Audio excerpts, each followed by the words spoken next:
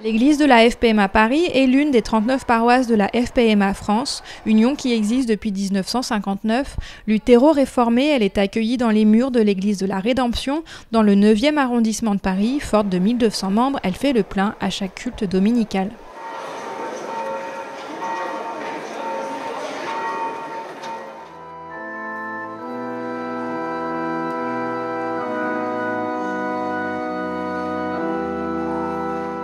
La FPMA, c'est l'église protestante des Malgaches de France, indépendante de l'église d'origine.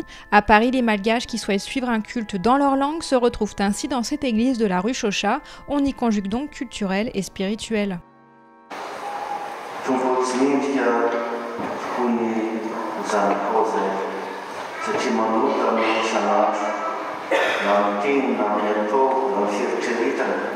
plus facile d'être à nu, et de directement cette communication avec lui. Après, on peut toujours...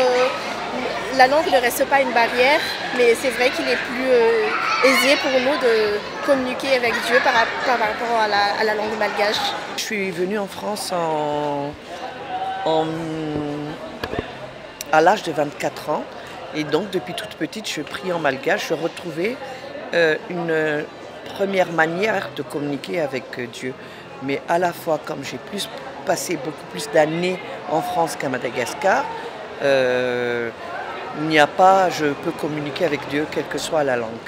Mais je retrouve plus ma communauté de ce que j'étais depuis que je suis petite en venant dans cette église malgache que je connais depuis 38 ans. Je suis arrivée en 2007 avec ma mère et mes deux petites sœurs. Mon père est parti en 2003 dans l'espoir de chercher une vie meilleure qu'à Madagascar. Donc du coup, il a fait le regroupement familial. On est arrivé au bout de 3 ans. L'église accueille depuis toujours de nouveaux arrivants en quête d'une vie meilleure dans l'Hexagone, car Madagascar figure parmi les pays les plus pauvres du monde. 70% des 25 millions d'habitants y vivent avec moins de 2 $, par jour, mais arrivé en région parisienne, l'adaptation ne se fait pas sans difficulté. Très dur parce qu'on n'a pas cet esprit famille. On n'a pas de repères, on ne sait pas vers qui s'appuyer, repartir de zéro, c'est pas si évident que ça, et heureusement qu'on a la foi justement pour qu'on s'ébranle pas durant notre périple, parce que c'est comme un petit périple. On commence de tout à zéro, on n'a pas la maison, on n'a pas la famille, on doit retravailler tout ce qui est administratif, parce que la France est un pays très administratif, donc il y a aussi une branche dans l'église qui justement consacrée à ces personnes qui viennent d'arriver de Madagascar, pour nous montrer toutes les étapes qu'on doit franchir, qui nous aident à faire les démarches. Dans les travées de l'église, portables et tablettes sont omniprésents. Pourquoi? Parce que le malgache ici, tout le monde ne le maîtrise pas, en particulier les nouvelles générations. Le culte est donc traduit en simultané via la web radio. Mes enfants ne maîtrisent pas le malgache, ils parlent quelques mots. Ils ont été élevés dans la culture et dans la pratique aussi d'associations malgaches. Il y a tout un contexte qui vous remet dans votre culture de ce qui va manquer de votre pays d'origine. C'est-à-dire quand on a 2 pays, on aime les 2 pays, on a 2 cultures, on aime les 2 cultures. Comme l'église malgache, le ECP, l'église évangélique des Chinois de Paris, rassemble des fidèles de plusieurs générations. Du coup, elle fait face au même problème d'usage de la langue. Pour y pallier, elle a créé une partie sinophone et l'autre francophone. Chacune a ses cultes, son école et ses activités. Mais sinophones et francophones se rassemblent régulièrement.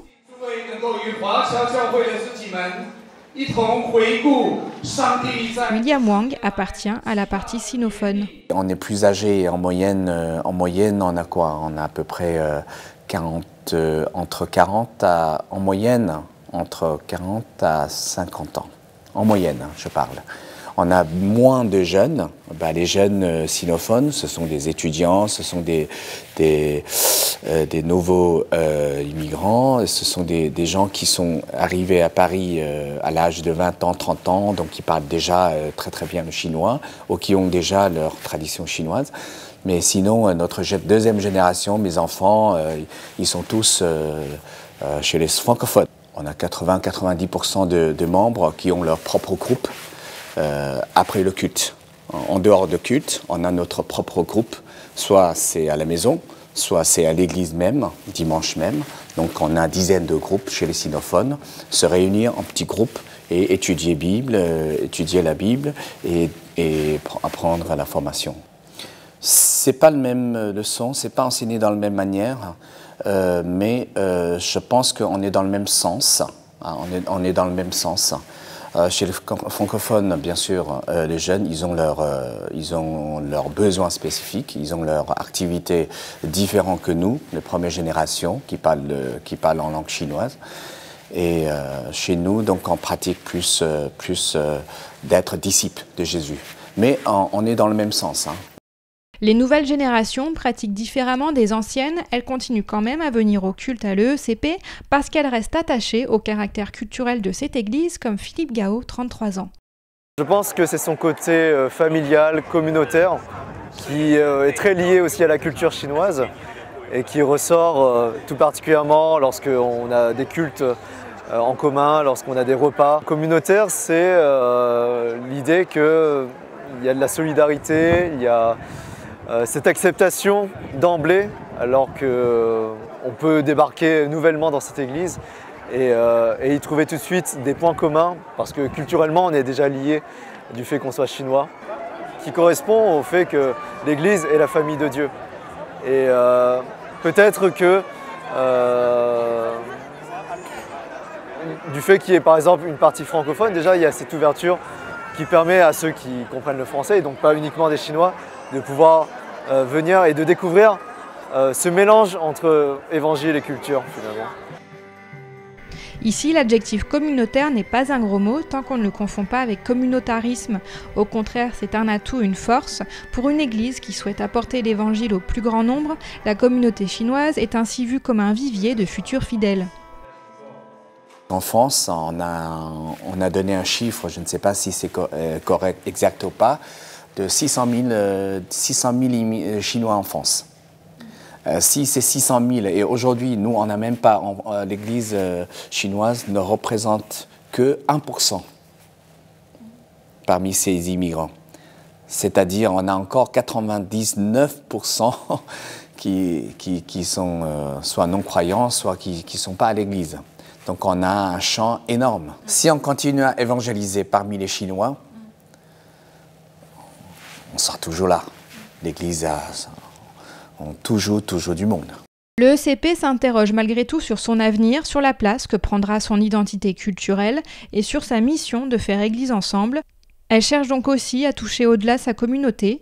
Récemment, elle a mis en place des maraudes auprès des migrants de la porte d'Aubervilliers, des migrants, souvent de culture musulmane. Les populations issues des pays arabo-musulmans font en effet partie de ces fidèles touchés par la vague évangélique, particulièrement ceux qui entretiennent un rapport ambivalent avec la religion musulmane et qui sont par ailleurs attachés à leurs spécificités culturelles, comme les Kabyles de France.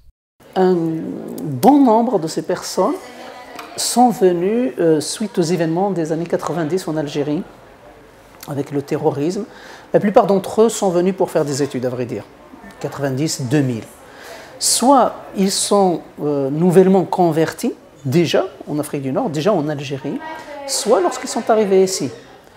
Et vu le nombre qui grandissait, le besoin s'est fait sentir très rapidement de faire des communautés où ils peuvent se retrouver.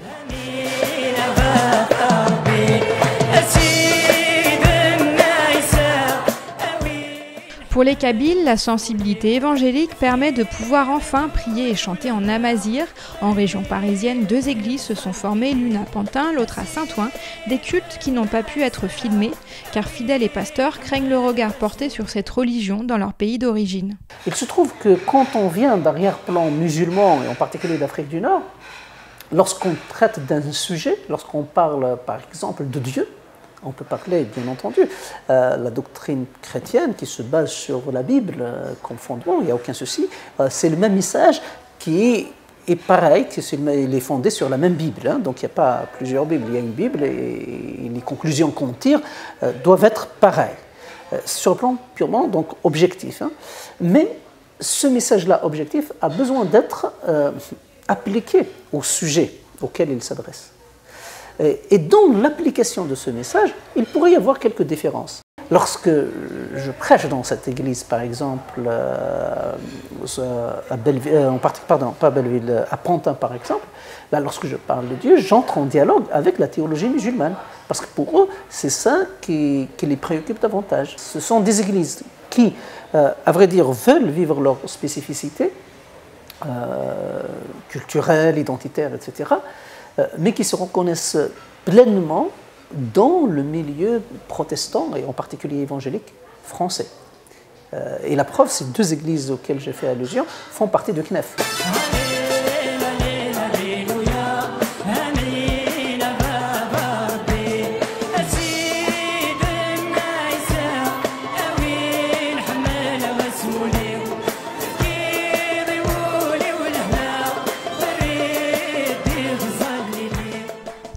Comme les églises kabyles, les églises nées des migrations africaines sont assez réticentes à ouvrir leurs portes aux médias.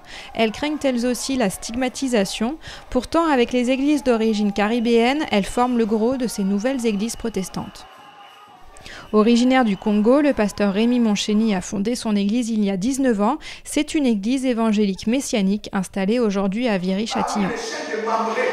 Il a apparu à Abraham. Mais regarde ce qui va se passer. Nous devons savoir que les chaînes de Mamré n'ont rien à voir avec l'endroit qu'on appelle la grotte de Machpéla. Parler en langue, cantiques en hébreu, rituel du Shabbat, l'église de la parole vivante rassemble des pratiques dites juives et chrétiennes, mais pour le pasteur, cette distinction n'a pas lieu d'être. Nous pratiquons toute la doctrine que Jésus a laissée aux 12 apôtres. Donc cela veut dire donc, le baptême d'eau, il y a l'imposition de main, la Sainte Seine, comme vous avez vu tout à l'heure, soutenir le veuve et les orphelins, mais le cinquième qui est très important, c'est les 7 fêtes de l'Éternel dont nous parle Lévitique 23, que d'autres églises ne les font pas. Or, on est en train de parler, soi-disant que ce sont des fêtes des Juifs. Ce ne sont pas des fêtes des Juifs. Le pasteur Monchény a intégré l'Écossais, l'entente et coordination des œuvres chrétiennes dès ses débuts en 2001. À l'époque, cette union d'églises signifiait en fait entente congolaise des œuvres chrétiennes. De nombreux pasteurs évangéliques originaires du Congo cherchaient ainsi à fonder leur église, à s'organiser et transmettre la vocation. Le caractère congolais de cette union a ensuite été rapidement gommé dans l'objectif de s'ouvrir à tous. Moi, je dirais c'est une vague. Aujourd'hui, on peut parler des Congolais, demain, on va parler des Martiniquais, après, demain, on peut parler des Guadeloupéens ou on peut parler des Gabonais. Et Dieu, il fait ce qu'il veut.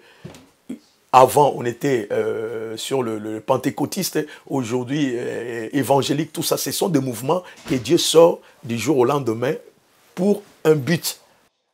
Pour le pasteur, il n'existe pas d'église de type communautaire.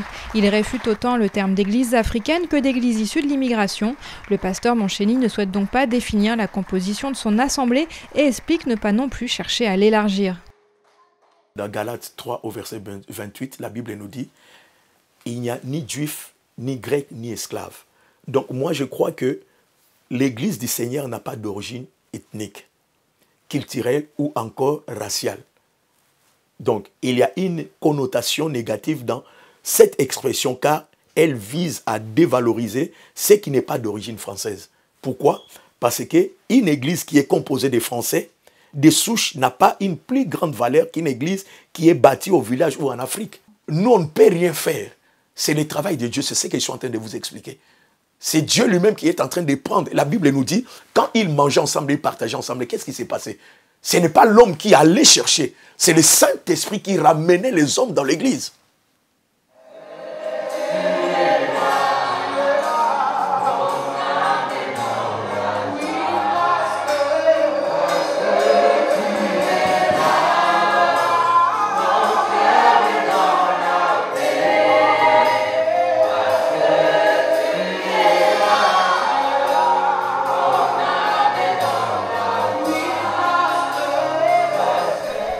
À Saint-Denis, le pasteur Paul Taya prêche chaque dimanche matin devant des fidèles originaires du Sri Lanka. Son église, créée en 93, appartient aux Assemblées de Dieu. Le culte est intégralement en tamoul, l'une des plus anciennes langues du monde encore parlée. Alors qu'on dépeint souvent la communauté tamoule comme fortement structurée, le pasteur et son fils ne considèrent pas leur église comme étant tamoule. Le tamoul, ce serait la langue. Une langue, c'est tout. Hein. Comme si on dirait une église anglaise, ça reviendrait à ça. Du coup, c'est une église tamoule, oui. Une tamoul. On peut dire ça comme ça. Et tamoul, ça veut dire Sri Lankais, notre langue, c'est tamoul. Et pour ça, il a dit une église, c'est tamoul. Normalement, la Bible, il péché pour tout le monde, c'est pareil. Hein. C'est un seul Bible. Hein. Historiquement, les premiers Tamouls se sont installés en Europe au XIXe siècle, à l'époque coloniale. Mais à partir des années 80, les Tamouls se sont massivement exilés en France et en Grande-Bretagne pour fuir la guerre civile. C'est donc une immigration plutôt récente. Et aujourd'hui encore, certains continuent de quitter leur pays en pleine crise politique. Je ne sais pas encore combien de temps on reste comme ça, nous, par les Tamouls. Ça veut dire, c'est mon fils de 25 ans, ma fille, il a 19 ans. Pardon, 16 ans, et il va bientôt, et il va partir par les Français et les partis Assemblée de Dieu, comment ça s'appelle, l'Église française. Parce que juste pour moi, tu vois, pour un peu arrière, nous on ne parle pas français, même moi aussi je ne parle pas français bien. Certainement il ne comprend pas, comprend rien, même il a un peu des problèmes de langage. À cause de ça, nous, on a fait une culte tamoul. Après, encore 5 ans ou 10 ans, il a fini. Et ça veut dire qu'il est carrément... lui, il est... On n'a plus besoin de se restreindre à l'église tamoul. Maintenant, la question qu'il faudrait se poser, c'est est-ce que ces générations-là, est-ce que chez eux, quand ils auront des enfants, est-ce qu'ils vont parler tamoul? Du coup, est-ce que si on continue en tamoul, est-ce que ça va peut-être poser problème ou il faudra peut-être changer en français? Tamoul, malgache, chinois, kabyle, il est plus facile de démarrer une église avec des compatriotes. Cela répond aussi souvent à un besoin immédiat. Élargir son assemblée devient ensuite un souci partagé par tous, car chaque pasteur souhaite participer à l'évangélisation du monde. Mais les relations complexes entre religions et cultures au pluriel sont rarement prises en compte, voire niées, dans un souci premier d'affirmer que la foi se suffit à elle-même.